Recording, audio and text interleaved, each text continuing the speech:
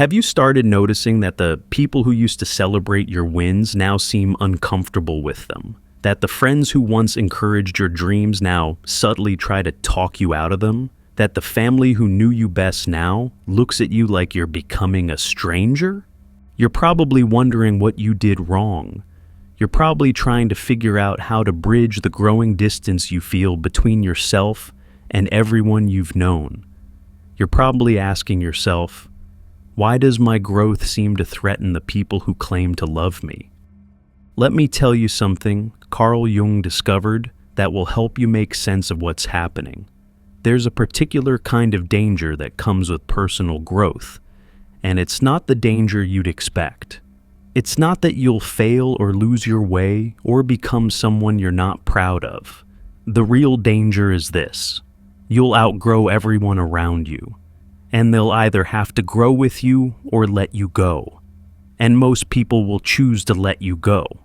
This isn't a comfortable truth. We like to think that personal growth brings people together, that becoming your best self makes you more connected, more loved, more understood. And in some ways, eventually, it does. But what Jung discovered through decades of working with people who were individuating, becoming who they truly are, is that growth creates distance before it creates new connection. You have to lose the old relationships built on your smaller self before you can find new relationships that can hold your larger self. And that distance, that loss, that outgrowing, it's dangerous. Not dangerous in the sense that it will destroy you, but dangerous in what it reveals. About who people really are. About what your relationships were actually built on. About how fragile connection becomes when it's based on mutual agreement to stay small. Jung himself lived this reality. As he grew in his understanding, as he developed his theories about the unconscious and individuation, he watched relationships fall away. Colleagues who couldn't follow where his thinking was going. Students who wanted him to stay within acceptable boundaries. Even his mentor, Freud, who eventually couldn't tolerate the direction of Jung's growth because it threatened Freud's own worldview. If you're experiencing this right now, if you're growing and noticing that everyone around you is either resisting your growth or falling away entirely, you need to understand what's really happening. Because what feels like rejection is actually something else. And once you see it clearly, you can navigate it without losing yourself or becoming bitter about the people who couldn't grow with you. Before we explore what Jung discovered about the specific dangers of outgrowing those around you and how to navigate them, check out our new guide, True Self-Discovery, with 24 practical reflection exercises designed to help you find your way within. Click below to get True Self-Discovery and learn how to keep growing even when everyone around you wants you to stay the same. Now, let me explain what's really happening when you outgrow people. Your growth becomes a mirror, and that mirror reflects back to others the growth they're not pursuing, the questions they're not asking, the work they're not doing, the life they're not living. You're not trying to be a mirror. You're not intentionally showing them anything. You're simply growing. You're asking deeper questions. You're facing your fears. You're taking risks. You're becoming more authentic. You're doing the work Jung called individuation, the process of becoming who you truly are. But your growth doesn't exist in a vacuum. When you change, when you expand, when you become more conscious, the people around you feel it. And what they feel is uncomfortable because your growth implies that they could grow too. And if they could grow but aren't growing, then they have to face that choice. That avoidance, that commitment to staying comfortable rather than becoming authentic. Jung understood this dynamic intimately. He said, "Everything that irritates us about others can lead us to an understanding of ourselves. But most people don't want that understanding. They don't want to look in the mirror your growth is holding up. So instead of looking, they attack the mirror. They make you the problem. You're too serious now. You're not fun anymore. You've changed, and not in a good way. You think you're better than everyone else. These are the things they'll say, and none of them are true. What's true is that your growth is showing them their stagnation. Your courage is showing them their fear. Your authenticity is showing them their performance. And they can't say that. They can't say, "Your growth makes me uncomfortable because it reminds me of the growth I'm avoiding." So, they project it onto you. They make it about your character, your choices, your supposed arrogance, when really it's about their own discomfort with what your life is saying about theirs. Here's something Jung discovered that's crucial to understand.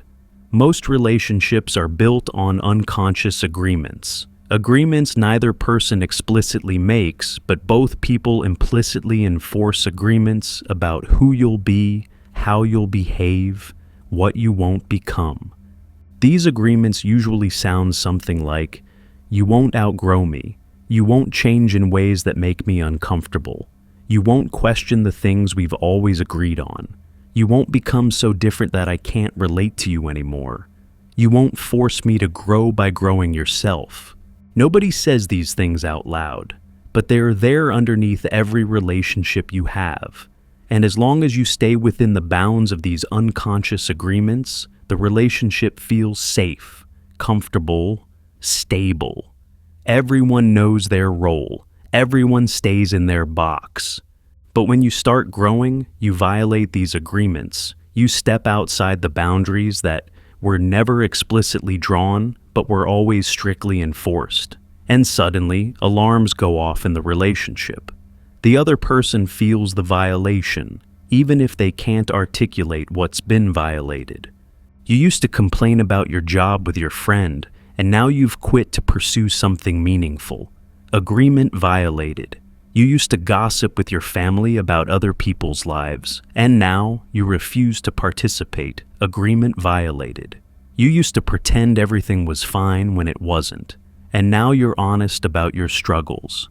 Agreement violated. Each violation is a threat, not a threat to the person, but a threat to the relationship as it was structured.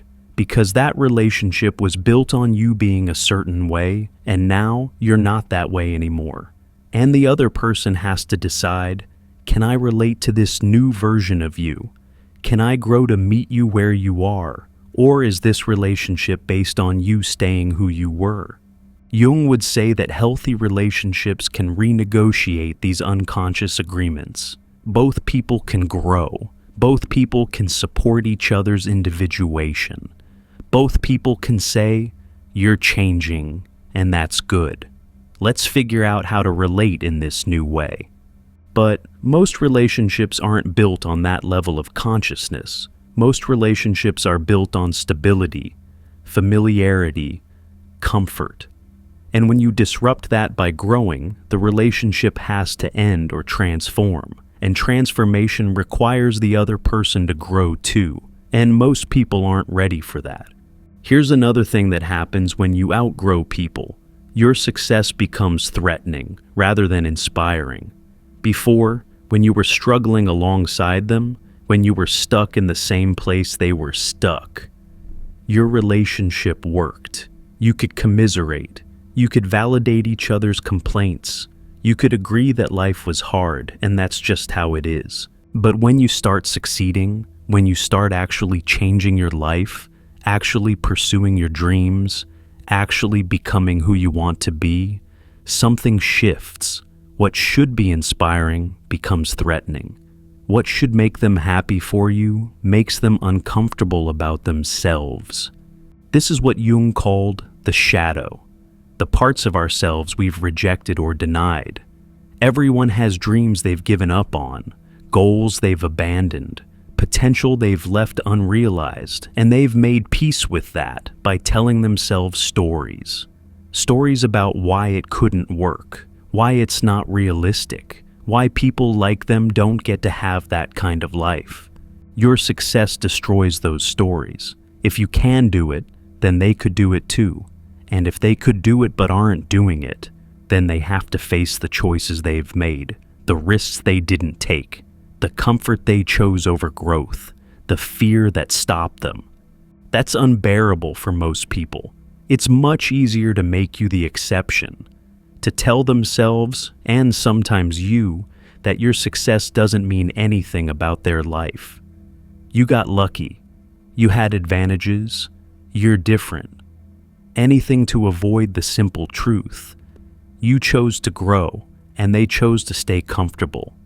And because they can't be happy for you without facing themselves, they subtly undermine you instead. They question your decisions. They warn you about the risks. They remind you of your past failures. They find reasons why what you're doing won't work. Not because they want you to fail, but because your success is too painful, a reminder of their own stagnation. Jung talked extensively about what he called the moral solitude of the self, the loneliness that comes with becoming conscious, with doing your inner work, with facing your shadow while everyone around you is still projecting theirs onto others. And this loneliness is one of the real dangers of outgrowing everyone. Because here's what happens. You keep growing. You keep doing the work. You keep asking the hard questions and making the difficult changes. And one by one, people fall away. The friends who can't relate to your new interests. The family members who preferred the old you.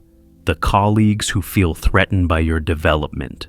And you find yourself alone, not by choice, but by consequence. The natural consequence of growth in a world where most people are committed to staying the same. You didn't abandon them, they couldn't keep up. Or, more accurately, they chose not to keep up.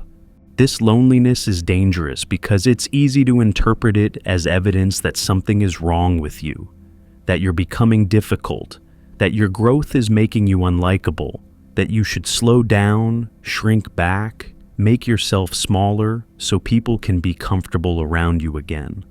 And if you listen to that voice, if you let the loneliness convince you to stop growing, you'll betray yourself. You'll trade your authenticity for connection. You'll sacrifice your becoming for belonging. And Jung would tell you, that's the real danger. Not the loneliness of growth, but the betrayal of self that comes from stopping your growth to maintain relationships that require you to stay small. The loneliness is temporary. That's what Jung learned. You feel alone because you've outgrown one circle, but haven't yet found the next one. You're in between, in transition, in the space between who you were and who you're becoming. Between the relationships built on your smaller self and the relationships that can hold your larger self. But if you keep growing, if you keep becoming more authentically yourself, you will find others who are also growing, others who speak your new language, others who can meet you at the level you've reached. The loneliness ends not by shrinking back, but by continuing forward until you find your people. Here's one of the more insidious dangers Jung observed. When you outgrow people, they often don't oppose you directly. They support you with one hand and subtly sabotage you with the other, and they do this unconsciously. They genuinely believe they're being supportive, even as they undermine your growth. It sounds like, "I'm proud of you, but are you sure this is realistic?" Or, "I support your dreams, but what about security?" Or, "I love that you're growing, but don't you think you're taking this too far?" There's always a but, always a caveat, always a subtle injection of doubt disguised as concern. And it's effective because it comes from people who love you, people whose opinions you value, people who genuinely do want the best for you, at least as they understand it. The problem is their understanding of what's best for you is limited by their own fears and limitations. They want you to grow, but only within the bounds of what feels safe to them. They want you to succeed, but not so much that you leave them behind. They want you to be happy, but in ways they can understand and relate to. Jung would say this is the shadow of love, love that's mixed with fear, with control, with the need to keep you in a form that's comfortable for them. It's not conscious malice, it's unconscious self-protection. They're protecting themselves from the discomfort of your growth by trying to limit that growth to acceptable levels. And this is dangerous because it's hard to resist. When people who love you express concern, it plants seeds of doubt. When they question your choices, you start questioning them too. When they warn you about risks, you start seeing dangers where you saw possibilities before. You have to develop what Jung called discrimination, the ability to distinguish between genuine wisdom and projected fear, between advice that serves your growth and advice that serves their comfort, between concern that protects you and concern that constrains you. Not all warnings are projections, not all cautions are sabotage, but when you're outgrowing people, you have to be very careful about whose voices you allow into your inner council, because the people who need you to stay small will always have very reasonable sounding reasons why you should stop growing. Here's something Jung understood that most people don't. When you outgrow someone, they experience an identity crisis, because part of how they know who they are is through their relationship with you. And if you change, if you become someone they can't relate to anymore, they lose a piece of their own identity. Think about it. Your friend might define themselves partly as the responsible one, in contrast to you being the dreamer. But if you actually start making your dreams real, if you stop being the dreamer they can feel superior to, who are they now? Your family member might know themselves as the successful one compared to you. But if you start succeeding beyond them, how do they define themselves? People's identities are often built relationally.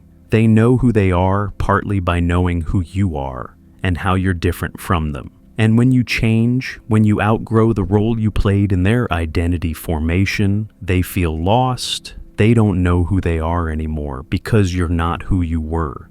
This creates enormous anxiety in them, and that anxiety often expresses as resistance to your growth. They need you to go back to being who you were, so they can go back to knowing who they are. Your growth isn't just about you, it's destabilizing their entire sense of self. Jung would say this is why individuation, becoming truly yourself, is so rare and so difficult, because it doesn't just require you to change. It forces everyone around you to change too, or to let you go. And most people will choose to let you go, rather than face the identity crisis your growth creates in them. This isn't about them being bad people, it's about them being human. We all build our identities partly in relation to others. We all resist changes that destabilize our sense of who we are. The difference is that you've chosen growth even though it's destabilizing. They're choosing stability even though it requires your stagnation. So how do you navigate this? How do you keep growing even when it means outgrowing everyone? Jung offers several principles. First, accept the danger. Don't pretend it's not real. Growing means losing some relationships. Outgrowing people means periods of loneliness. Becoming who you truly are means standing apart from the collective. Accept this as the price of consciousness rather than fighting it or being surprised by it. Second, don't make them wrong. The people who can't grow with you aren't bad people. They're just on a different path. They're choosing comfort over growth, and that's their right. You're choosing growth over comfort, and that's yours. Neither choice makes you superior or them inferior, just different. Third, trust the process. Jung believed deeply in the wisdom of the psyche. If you're outgrowing people, it's because you've outgrown who you were when those relationships formed. Trust that new relationships will form that match who you're becoming. Trust that the loneliness is temporary. Trust that your growth is leading you toward connections that can actually hold the real you. Fourth, don't shrink.